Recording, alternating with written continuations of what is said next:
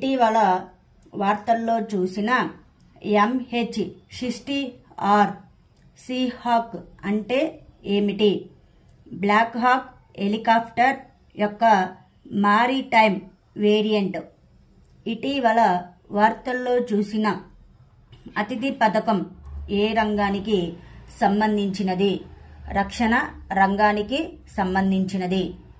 ఇటీవల వార్తల్లో కనిపించిన యార్డ్స్ క్షిపణి ఖండాంతర బాలిస్టిక్ క్షిపణిని ఏ దేశం అభివృద్ధి చేసింది? రష్యా దేశం అభివృద్ధి చేసింది.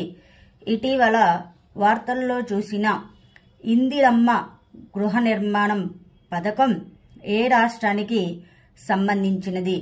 తెలంగాణ రాష్ట్రానికి సంబంధించినది. రీసా అనేది ఏ రాష్ట్రానికి చెందిన గిరిజన దుస్తులు? దీనికి ఇటీవల GI ట్యాగు మంజూరు చేయబడినది. త్రిపుర రాష్ట్రానికి.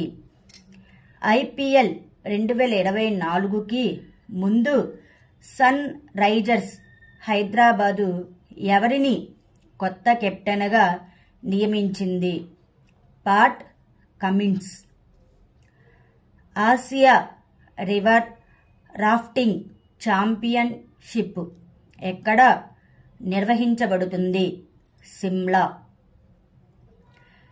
స్టెయిన్లెస్ స్టీల్ సెక్టార్లో భారతదేశంలో మొట్టమొదటి గ్రీన్ హైడ్రోజన్ ప్లాంట్ ఎక్కడ స్థాపించబడింది? హిసార్.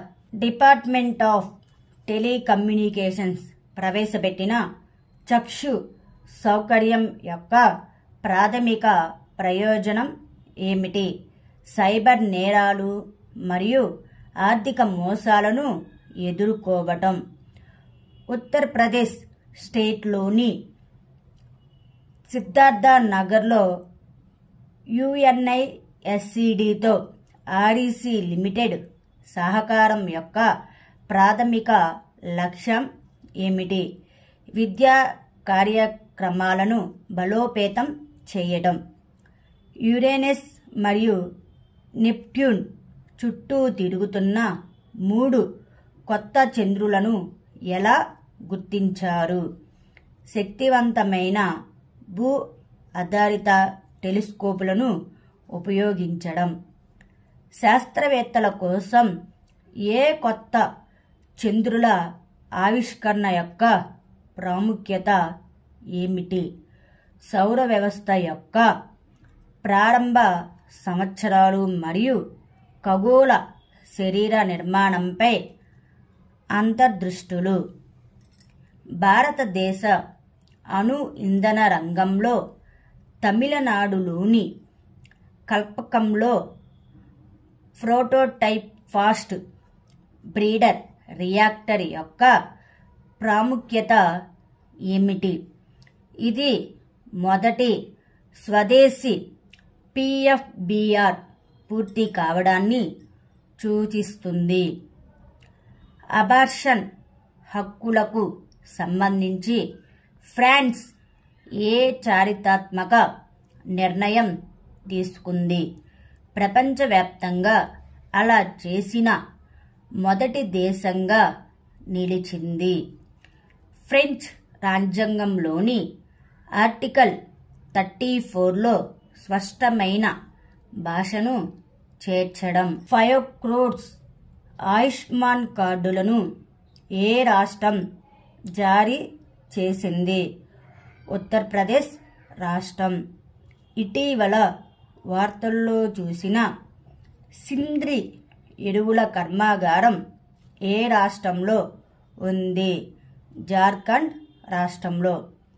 స్విక్ ఏర్పాటు చేస్తామని ఏ రాష్ట్ర ప్రభుత్వం ప్రకటించింది? ఒడిశా రాష్ట్ర ప్రభుత్వం. ఇటీవల వార్తల్లో కనిపిస్తున్న అమ్రాబాద్ టైగర్ రిజర్వ్ ఏ రాష్ట్రంలో ఉంది? తెలంగాణ రాష్ట్రంలో. NPG 66వ సమావేశం ఎక్కడ జరిగింది? New Delhi. Bharat startup ecosystem registry అనే వెబ్సైట్ మరియు స్టార్టప్ మహాకుంభ్ లోగో పేరుతో ఇటీవల ఫిబ్రవరి 2024లో భారత్ స్టార్టప్ ఎకోసిస్టమ్ కోసం కొత్త డేటాబేసులను ఆవిష్కరించిన కేంద్ర మంత్రి పేరు ఏమిటి? పీయూష్ గోయల్, కేంద్ర వాణిజ్యం మరియు పరిశ్రమల మంత్రి.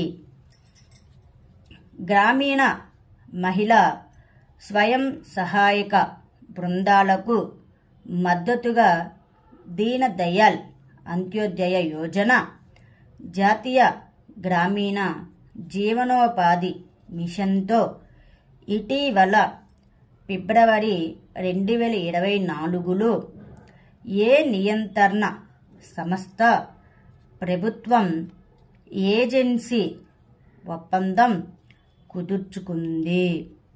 National bank for agricultural and rural development.